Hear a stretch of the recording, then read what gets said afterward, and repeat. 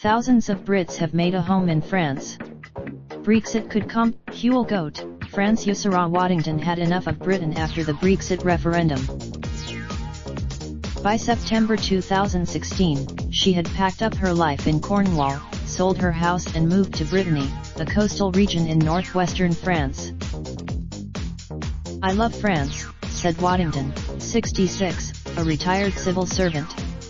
They are more community. Over the years, more than 14,000 Brits have made a home for themselves in this corner of France, and their presence is everywhere. They've rehabbed old, but British citizens here and elsewhere on the continent have suddenly found themselves consumed by uncertainty. If Prime Minister, each EU country has for how to treat resident Brits in the event of a no-deal Brexit. In 11 of the dozens of British expatriates in Brittany who spoke with the Washington Post, most said they wished to stay in France as long as they could. Many have been in touch. Christina Jones, 71, said it took 6 weeks for her and her husband to get their carte d'identité and that they are thinking of applying for French citizenship. "We have a good life here," she said.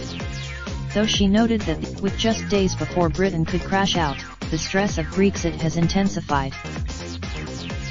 Some Brits told the Post they had been waiting for months to get an answer from French authorities about their residency applications, while others were told they should wait to start the process only if Britain leaves without a deal.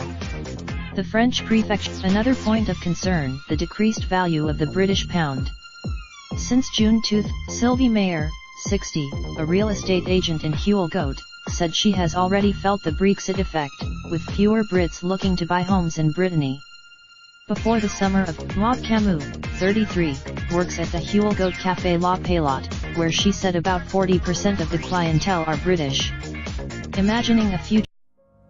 Raindrop, drop top, top smoking, no cooking the hot. Fucking on your bitch, yeah, that.